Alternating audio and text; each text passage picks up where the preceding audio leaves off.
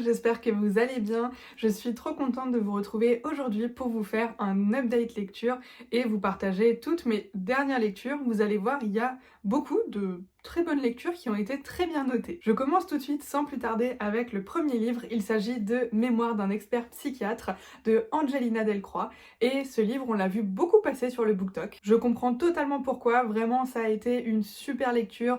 Un vrai coup de cœur, vraiment on peut le dire 5 sur 5 pour sûr. En fait j'ai jamais lu de thriller de ce style et pourtant les thrillers c'est ce que je préfère. Ici on va suivre Adam qui a été expert psychiatre et il va raconter un petit peu toute son histoire et toutes ses expériences autour de son métier à une autrice qui veut écrire un livre sur ce qu'il a vécu. Du coup, on va rentrer dans son passé, on va découvrir un petit peu tous les patients qu'il a eu en tant qu'expert psychiatre et également, il y a toute une histoire qui va se construire autour de ça et finalement un peu de suspense aussi. Et dans son passé, on va se rendre compte qu'il y a plein d'histoires différentes dans le sens où il a eu plusieurs patients et en fait, certains patients n'étaient pas vraiment ceux qu'il prétendait être.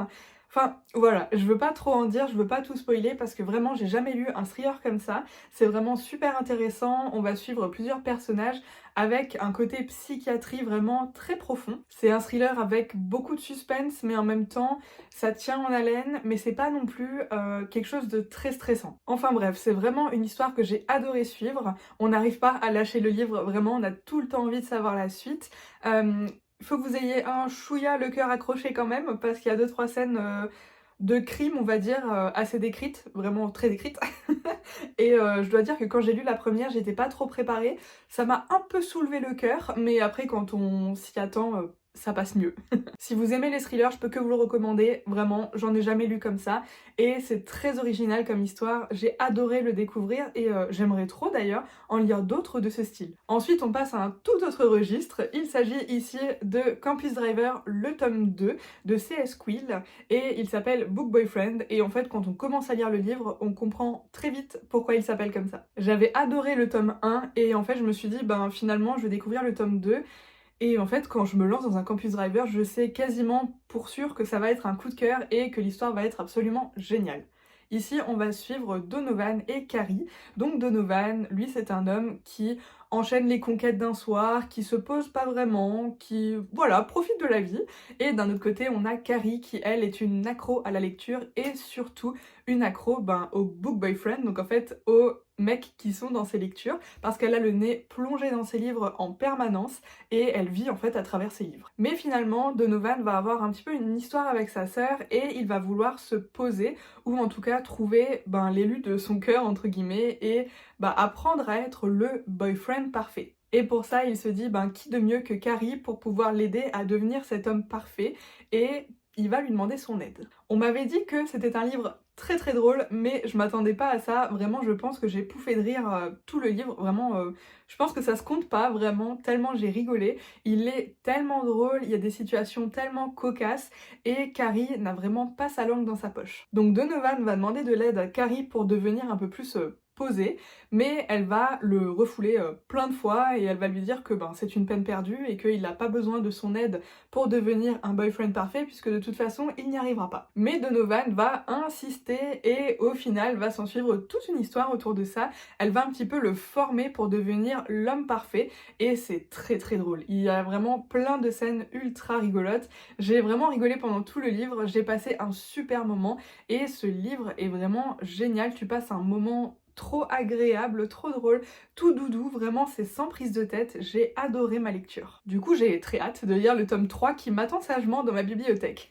Pour continuer, j'ai lu très récemment Caraval, le tome 1 de Stéphanie Gerber et alors là... Ça a été un coup de cœur monumental. Je m'attendais absolument pas à ça. En fait, je sais même pas vraiment à quoi je m'attendais parce que je lis très peu de fantasy slash romantasy et je m'y mets tout doucement et on m'avait dit que j'allais adorer Caraval. Clairement, oui, j'ai adoré. Ici, on va suivre Donatella et Scarlett, qui sont deux sœurs, qui sont un petit peu prisonnières de l'île de leur père. En fait, leur père est quelqu'un de très violent, de très méchant, et il ne les autorise pas du tout à partir. Et en fait, sur une autre île, il se passe le jeu de Caraval, et Scarlett a très envie d'y participer depuis très très longtemps, et elle va envoyer des lettres à Légende, qui est un petit peu, on va dire, le maître de Caraval. Et un jour, elle va recevoir des invitations pour participer à Caraval, et en fait, Caraval, c'est un jeu auquel tu peux participer en tant soit spectateur, soit en tant que participant au jeu. Et donc elles, si elles y vont, c'est forcément pour y jouer. Et j'ai mais tellement adoré l'univers. Vraiment, c'est un univers un peu avec de la magie, avec de l'illusion, etc. De toute façon, sur la couverture, c'est marqué tout de suite que tout n'est qu'illusion et rien n'est réel. Donc déjà, à ce moment-là, en fait, quand tu lis, tu sais même pas ce que tu peux croire ou non. Le monde de Caraval est un peu comme un monde, je dirais, entre le domaine du cirque et aussi le domaine dans Alice au Pays des Merveilles, vous voyez, avec un peu le chat bizarre, avec des rayures et tout. Je sais pas, j'ai retrouvé un petit peu cet univers-là dans cette histoire et j'ai adoré. Aussi, le temps dans Caraval n'est pas du tout le temps qui passe comme nous, avec les heures, etc.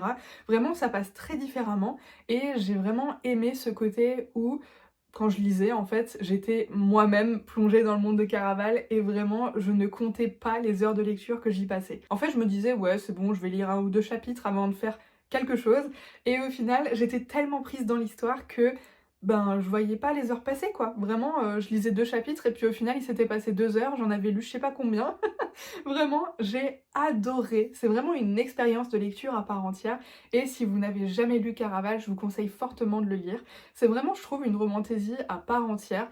Et l'histoire est absolument dingue. J'ai d'ailleurs commencé le tome 2 qui s'appelle Legendary. Je vous en reparlerai, mais c'est tout aussi génial. Pour continuer avec les livres, et pour terminer d'ailleurs, j'ai lu Une invitée particulière de Nell Lamar. Et ce thriller, du coup, était décrit un petit peu pour les personnes qui ont adoré La femme de ménage ou adoré celui-ci. Ok, c'était pour moi. Alors, que dire à propos de ce livre? Tout d'abord, je vais vous faire un mini résumé. Donc ici, on va suivre l'histoire de Tania, qui est une étudiante d'origine britannique et qui va venir passer une année dans une famille en tant que, pas fille au père, mais je sais pas, en tant qu'invitée quoi. Et elle va tomber dans une famille où du coup il y a donc une mère, un père et un frère et une sœur. Et en fait il y a une troisième, donc une grande sœur qui est décédée et la maman a du mal à faire son deuil. Du coup dans cette histoire, donc Tania qui est l'invitée va venir s'installer dans cette nouvelle famille et va un petit peu comme prendre la place, on va dire, de la fille qui est décédée. Genre, elle va arriver, elle va s'installer dans la chambre de la fille qui est décédée, elle va aussi venir porter ses vêtements, elle va utiliser son vernis à ongles, elle va utiliser sa salle de bain. Voilà, déjà dès le début, franchement, dès les premiers chapitres, l'histoire se met en place et déjà là, on voit que c'est assez bizarre en fait. Puis il va se passer plein de choses très déroutantes. Elle va limite vraiment prendre la place de la fille qui est décédée, mais même un peu trop. Elle va aussi se lier vraiment d'amitié avec la maman qui est en plein deuil et qui n'arrive pas à faire son deuil. Et la maman va finalement un petit peu comme la prendre pour sa première fille qui n'est plus là. Mais parfois ça tourne un petit peu des histoires un peu glauques. Et la seconde fille qui est là avec le fils ne sont pas vraiment dupes. Ils vont voir que quelque chose de bizarre se passe, que cette nana est bizarre. Il y a plein de petits points qui font que il y a quelque chose de louche là-dessous. Je ne veux pas en dire plus, mais en tout cas, j'ai beaucoup aimé ma lecture. Je lui ai mis 4 étoiles sur 5. Vraiment, j'ai beaucoup aimé. Après, j'ai mis que 4 étoiles entre gros guillemets parce que je trouve que c'est un thriller super sympa. Vraiment, on a tout le temps envie de savoir la suite et tout. Mais c'est pas aussi suspense que La femme de ménage, par exemple. Vraiment, La femme de ménage, c'est un page-turner, on a tout le temps envie de savoir la suite. Même quand on lit pas, on pense à cette histoire et on a trop envie de savoir la fin en fait. Alors que là, c'est un peu moins addictif, mais c'est quand même super addictif. Vraiment, si vous aimez les thrillers, et notamment les thrillers domestiques, personnellement, c'est ce que je préfère. Je vous le conseille, il est vraiment super bien. C'est une super lecture. Après, j'ai un peu vu la fin venir. Pas surtout, je dois l'avouer, il y a des choses qui m'ont surprise, mais j'ai quand même un peu vu la fin arriver. Je vais pas vous mentir, c'était pas non plus une énorme surprise. Et enfin, pour terminer, une lecture que j'ai empruntée à la bibliothèque pas loin de chez moi, que j'avais trop envie de lire, et que j'ai failli d'ailleurs acheter chez Cultura la dernière fois, sauf que à 19 € la BD, et je sais que la BD je la lis en, allez, je sais pas, 1 heure, 2 heures grand maximum, j'avais pas trop envie de mettre 19 € dedans, et quand je l'ai vu à la médiathèque, j'étais super contente.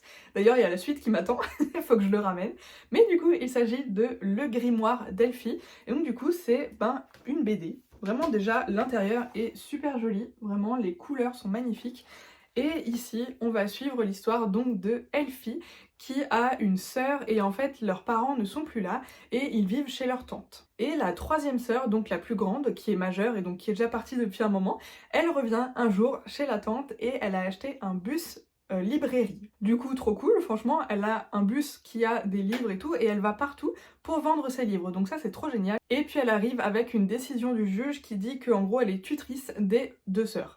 Donc il y en a une des deux qui va partir parce que la tante est pas géniale, et l'autre qui va être un peu plus dubitative, et elles vont partir toutes les trois en pleine aventure dans leur bus librairie, et elles vont aller à l'endroit préféré où en gros leur maman les emmenait en vacances. Et puis la maman, a laissé des choses en fait en succession à ses filles, et Elphie, elle va recevoir donc un grimoire, d'où le grimoire d'Elphie, et elle va découvrir qu'en fait sa maman était une sorcière, et elle va découvrir également plein d'autres choses autour de ce grimoire, et on va suivre un petit peu tout ça dans cette BD. J'ai vraiment adoré cette BD, je savais pas trop à quoi m'attendre, surtout que je ne lis jamais de BD, mais je sais pas, cette histoire elle me tentait vachement, et en fait c'est vraiment une aventure hyper doudou, hyper chill, on adore tourner les pages, les illustrations sont trop belles, on passe un trop bon moment.